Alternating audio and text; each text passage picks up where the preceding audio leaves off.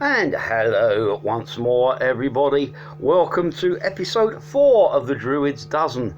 My name's John Wisby, I am the Rock Druid, and I present a couple of radio shows. There's the Sunday Rock Show on BCFM Radio, 93.2 FM in the Bristol, UK area, and also do the Rock Druid on astroradio.earth, the world's leading music and astronomy-based station.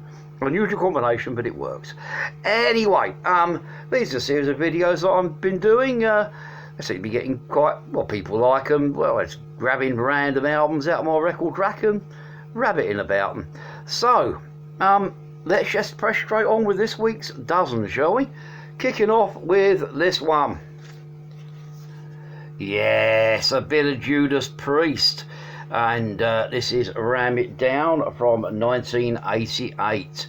An album that I feel quite gets overlooked amongst the Judas Priest canon.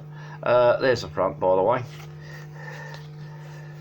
There is the back, and if I go into here, we have the lyrics on one side of the inner sleeve and the album credits on the other.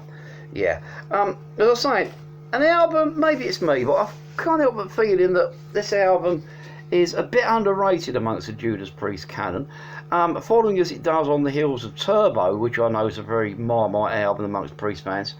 Yeah, I've heard people slag it off, I've heard people praise it. Now, I really like this one. Okay, the Mark Wilkinson artwork, yeah, it's Mark Wilkinson, the guy that did all the Marillion covers. Not one of his best pieces of work, in my opinion, but the album itself is pretty damn good. You've got, well, Ram It Down, Heavy Metal, Love Zone, Come and Get It, Hard as Iron, Blood Red Skies, Monsters of Rock, Love You to Death, and then the pièce de résistance on this album is Judas Priest's cover of the old Chuck Berry classic Johnny Be Good. Absolutely storming version. They take the old rock and roll classic and they just strip it down to its bare bones and rebuild it Judas Priest style. It works big time, in my opinion, and it's one of the best cover versions full stop, in my opinion. But anyway, if you're a Priest fan, you've probably heard this. If you're not a Priest fan, this is a pretty good album to check out. And yeah, good one. Judas Priest, Ram It Down.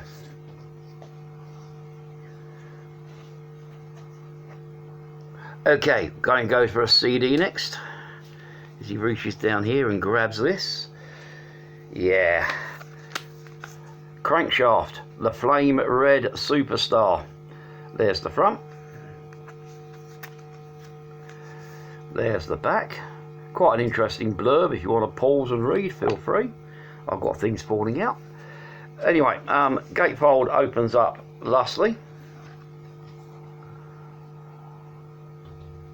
And also in this one, let's say it's a promo copy. So I have some calling cards from Crankshaft. Picture of Crankshaft doing their thing live and a sort of logo one. There's a couple of pictures, a couple of these sort of postcards. One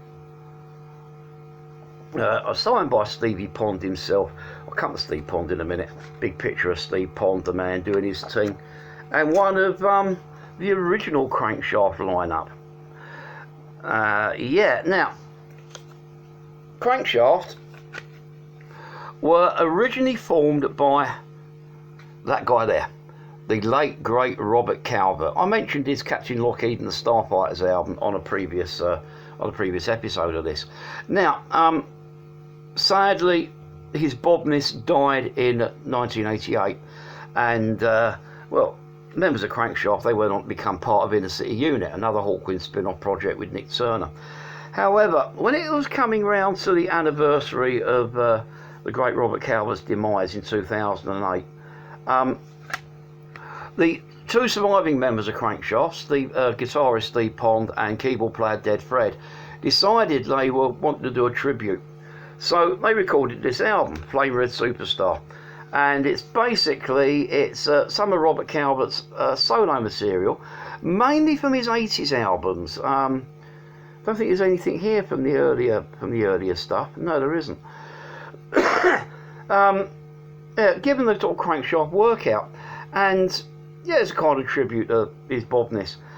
There's Team Ballad of Dino, Acid Rain, Ned Ludd, Test Tube Conceived, All the Machines Are Quiet, Laws of the Hornets, Widow's Song, Picket Line, Evil Rock, Green Fly on the Rose, etc. And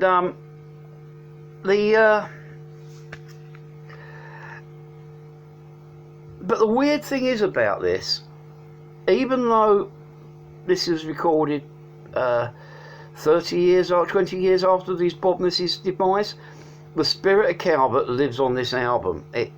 Steve Pond's vocals do sound a bit Calvertish, and it's almost uncomfortable. It's almost an uncomfortable listen in places, and I don't mean that in a bad way. It's almost like a voice from the grave. Now, this album's also kind of spun off with relaunched Crankshaft effectively. Steve Pond and Dead Fred, they decided to keep the band going. They did a live album after this, called Crankshaft Live, and they've had a bit of a line-up change, but Pond is still keeping the band going, and done a couple of really good kind of sort of albums since, called 3, and I think another one called 3 as well for some reason. But anyway, if you like your Robert Calvert, and this isn't in your collection, add it to it, and yeah, you will not regret, because it's a damn fine album and a great tribute to a great man. I'll try and pass all this lot back up, and I want to try and get this week's going a bit snappish, because last week's I thought was a bit flabby. So press straight on with a bit of URIAH HEEP. Yeah, URIAH HEEP's Different World, 1991. One of the later HEEP albums. Well, later. It's now 2020, but you know, it's not a 70s HEEP album. And I like this album. This is, in my opinion, one of my favourite, definitely one of my favourite of the later URIAH HEEP albums. There's the front. There's the back. Remember, you can pause and read if you want. In the sleeve, you have kind of lyrics on that side, and over here, there's a tour diary. Example, August the 2nd, Trev does rough mixes of God's Children, Different World and All for One. Then they fly to Dresden, East Germany for the Dresden Music Festival the following day. Yeah, now, probably the seminal later URIAH HEEP lineup: Mick Box on guitar, the Kerslake on drums, Trevor Boulder, of course, the late great Trevor Boulder on bass, Phil Lazen, ex-Grand Prix, on keyboards, and of course Canadian wizard Bernie Shaw on vocals. It's accessible, it's fun, it rocks, it's intelligent as well. Tracks like Blood on Stone, Which Way the Wind Blows, the title cut, of course, All God's Children, Step by Step, First Touch, Cross That Line. These songs bounce out your speakers as joyfully as any kind of classic hard rock album will, and always puts a smile on my face, and if you add it to your collection, it will put a smile on yours. URIAH HEEP's Different World. Now we have something that's, well, this isn't new, this is an original pressing, but this album here has just literally this week been reissued. Blue Oyster Cult's Curse of the Hidden Mirror, originally from 2001. Like I said, just had a reissue on Frontiers Records. There's the front, there's the back.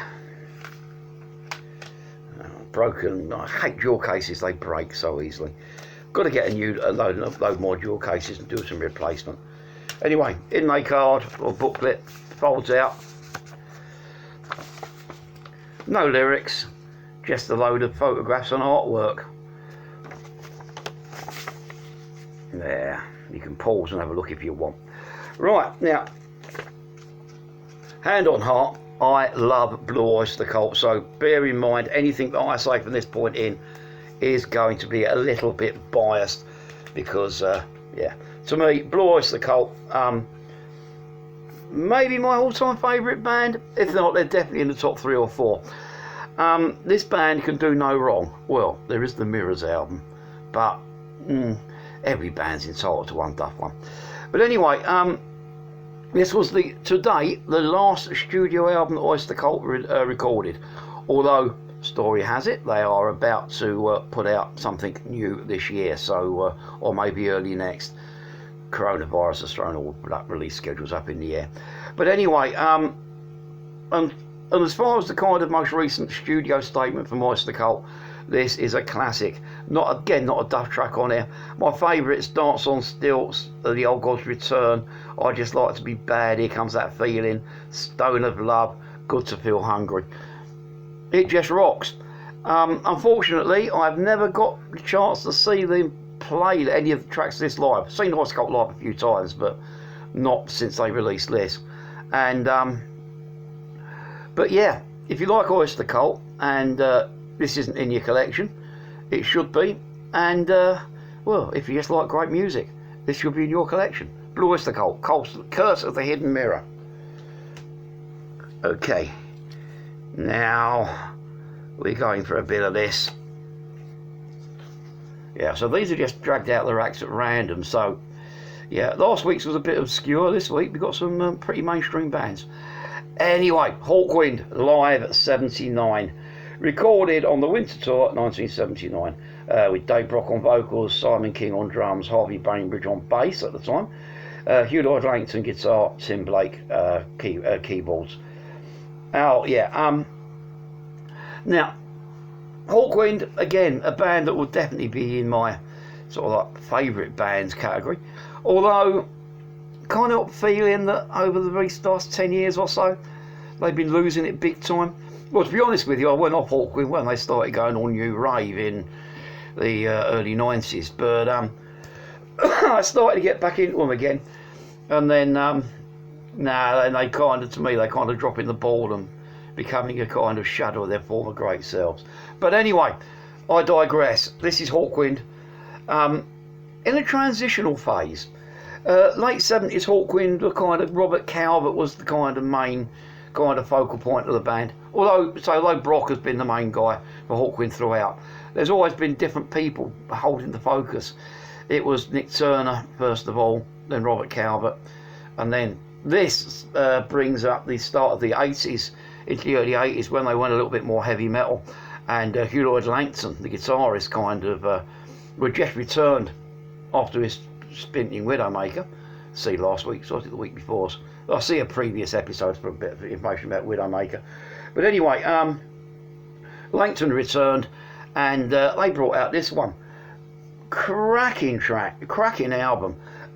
It's kind of tracks like Shot Down Tonight, White Away City, a pretty good version of Spirit of the Age. Brainstorm Lighthouse, which is a great one of Tim Blake's solo albums. Master of the Universe, and a fantastic version of Silver Machine, which lasts about 15 seconds and ends in a massive explosion. At the time, Hawkwind refused to play Silver Machine live. Cliche, didn't want to recycle the hit because you know. And I used to go to Hawkwind gigs back in the 80s, and all you'll get is these Moors going Silver Machine, and I'll piss them off by never playing it. I think I've seen Hawkwind about 20 times over the years. I've seen them do Silver Machine once, but they started doing it again, and to me, that's sellout. But anyway, probably the best known track on here is Shot Down in the Night, originally from former keys player Steve Swindles, one of his solo tracks, although the Hawks did a cracking live version on here, and it still is part of the Hawkwind set, or it was. Anyway, yeah, Hawkwind, live 79, good album, go get. Reaches for a CD.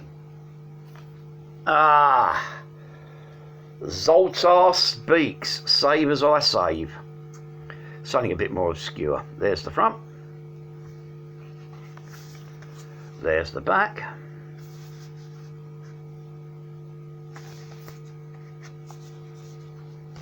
There's the fold out.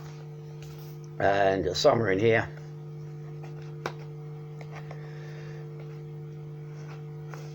we have the booklet.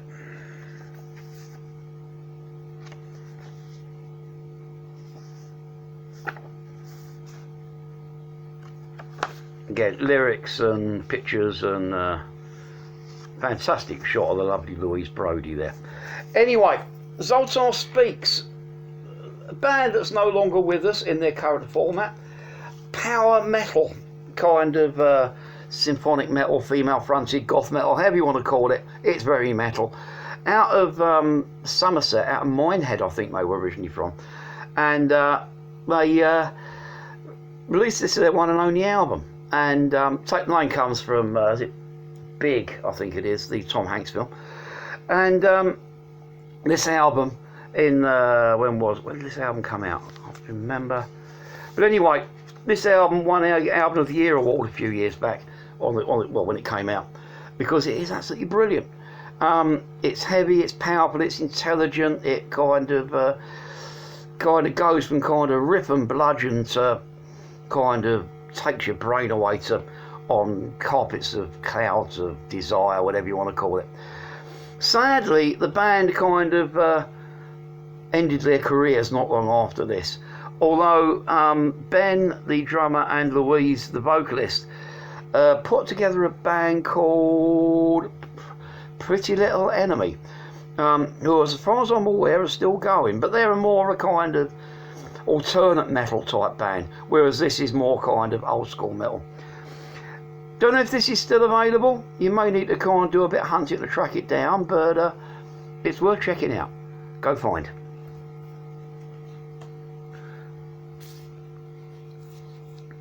Now, this one may be a bit of a surprise to some of you, but there again, not to others. REO Speedwagon, 9 Lives. Now, you may not believe me, but there was a time way back in the mists of history, before MTV, before their power ballads like I Can't Fight This Feeling and that kind of thing, when REO Speedwagon were a damn fine rock and roll band. Heavy rock and roll, best way of describing them. And this is probably the last of their great rock and roll albums.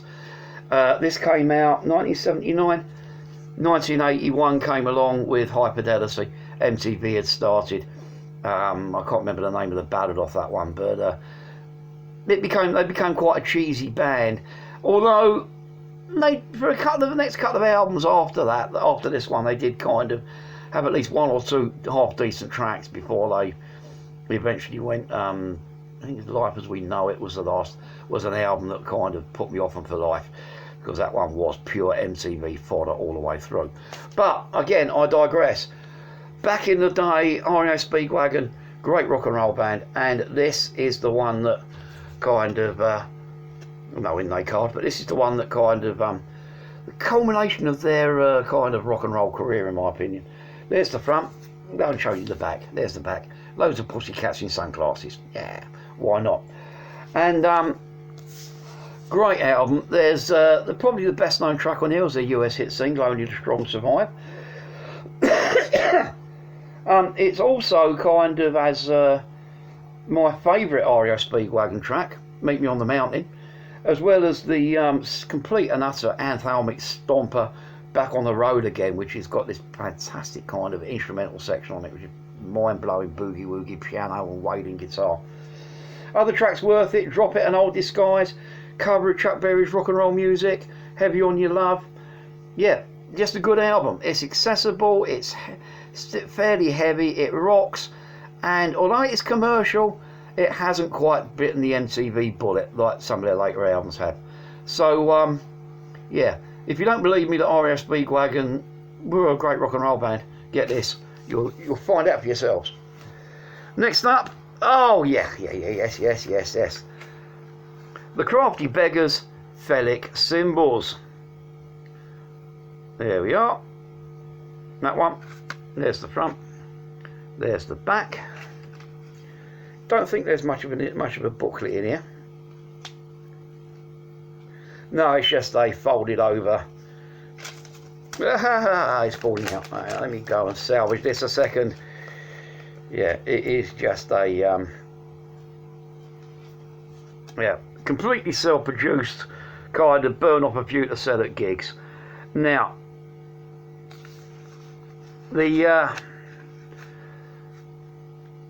Crafty Beggars. They're kind of a narco folk blues acoustic rock band, maybe. Active in Bristol about 10 years ago. Did about 2 or 3 albums. Met these guys when my landlord, Bristol City Council, sent a guy to come around just do a kind of routine check on the property for maintenance things, and it turned out to be a guy called Dick Scarborough. Lovely bloke, and we were supposed to be here for a half-hour visit. He saw my record collection, we started chatting and playing music, and lo and behold, we've been mates ever since. Now, yeah, this is kind of anarchic, it's in your face. Of course, the album's quite political, because this one comes out with was written with the background of the kind of war on terror, the invasion of Iraq. There's tracks on here called Amafika, The Chilly Winds, Vietnam, Changing the Rules, Just War, Political Asylum. The seminal cut by the Crafty Beggars, in my opinion, Guantanamo Bay, World War III. Yeah, it's just a storming record that, again, this is going to be extremely hard for anyone to find. As far as I'm aware, every time these guys did a gig, and they did gig fairly regularly around Bristol back in the time, they just burnt off a few copies to flog at the back for a couple of quid beer money. But anyway, yeah, I have got on this week's Rock Druid, there is a track off this album being played, so yeah, give that show a listen. Links are in the description below, and yeah, you'll be able to hear what they like. But anyway, Crafty Beggars, Fellic Cymbals, cracking album.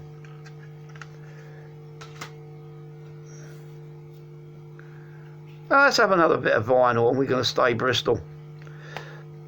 Not vinyl, CD, sorry, stay Bristol. This is the Pigs, and Put It Down. There's the front.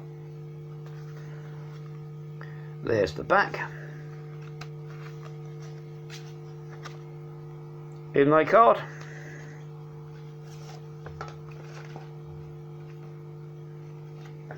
Inside of inlay card.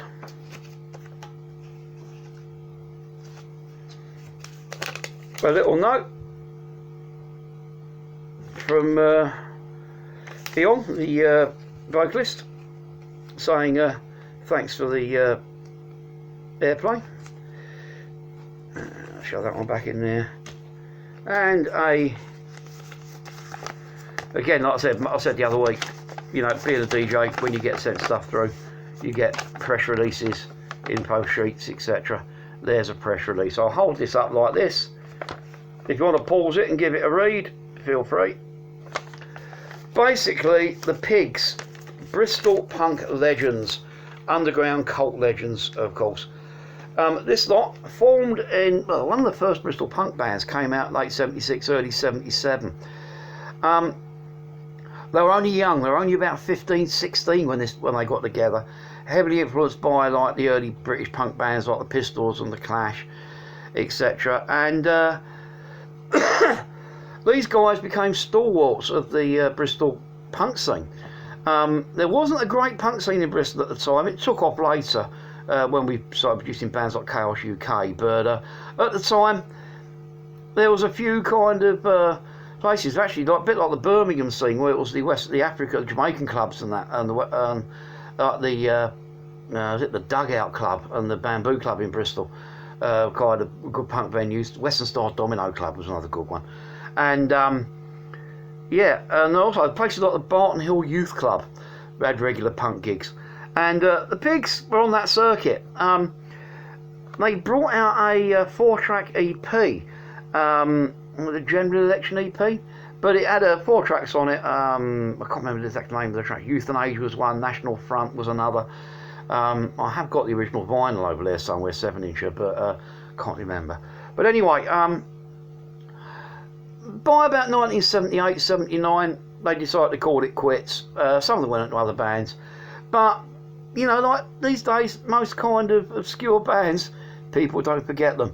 And they decided to get together for a one-off reformation, which led to, basically, they recorded this album, which is re-recordings of some of their early demo tracks, plus 1 or 2 brand new tracks. And yeah, and as far as I'm aware, I think they're currently on hiatus, but they haven't actually broken up since. They're still kind of floating around a bit.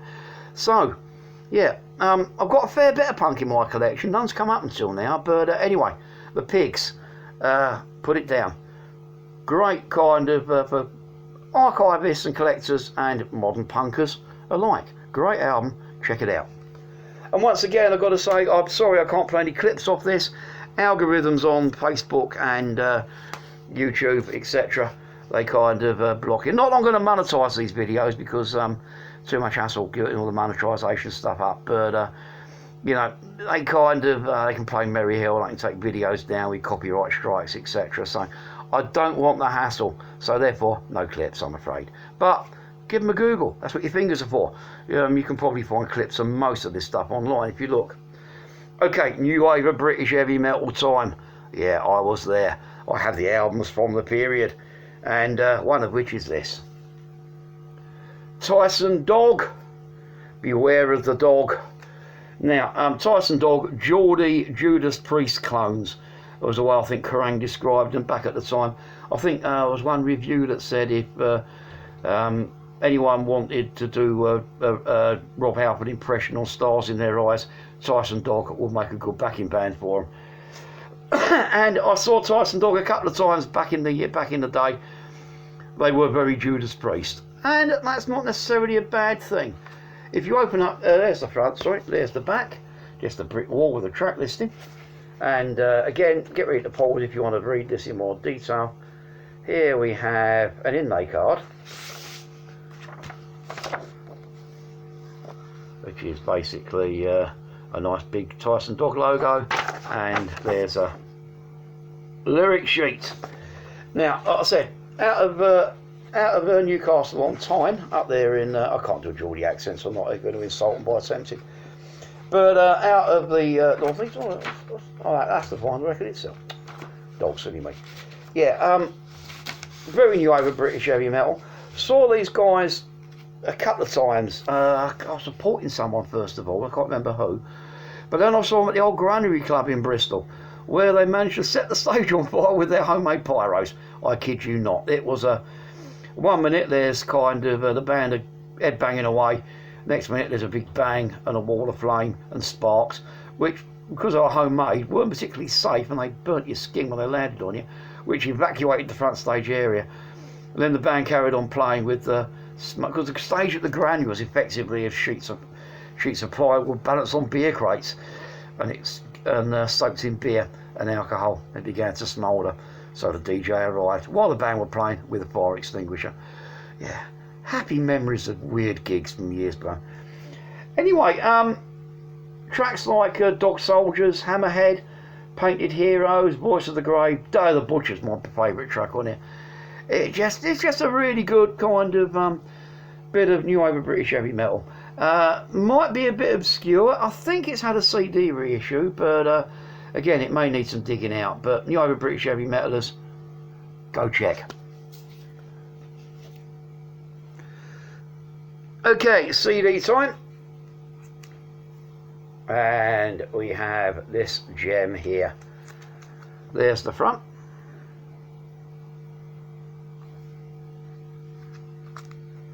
There's the back. There's the inlay card. Well, there's the inner sleeve, sorry. And if I reach in and pull out this lot here,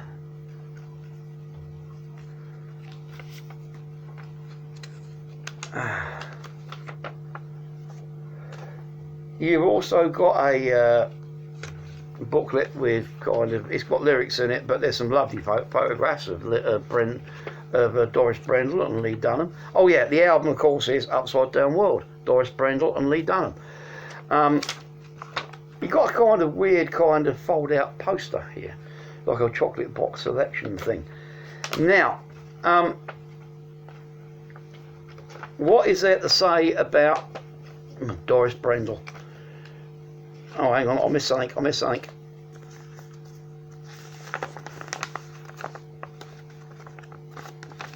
Yeah, it's the, again, press release kind of thing.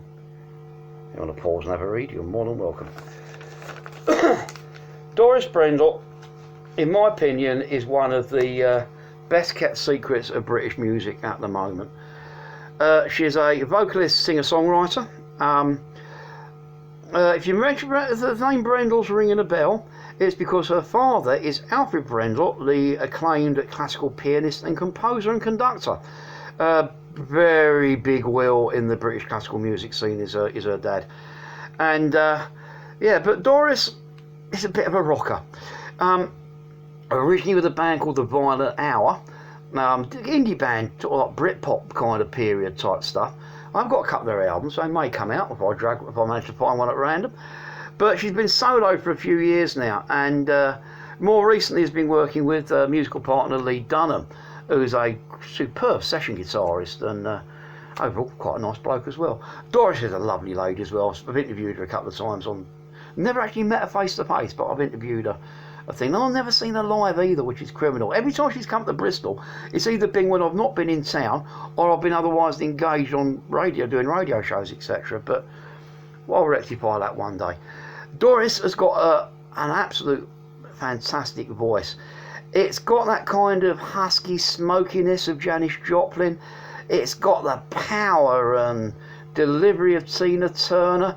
It's got the kind of rock sensibilities of Susie Quattro. She can sneer like Billy Idol, yet at the same time she can put in an almost Sandy Denny kind of folky performance. Absolutely amazing, talented range this woman's got. Done a string of albums out. This one's Upsidedownworld from, oh, it hasn't got a date on it, but it's fairly recent, this one, a couple of years ago maybe. Let's see if the press release will tell me anything.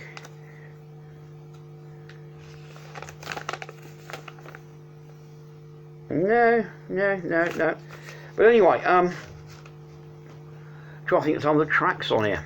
It's yeah,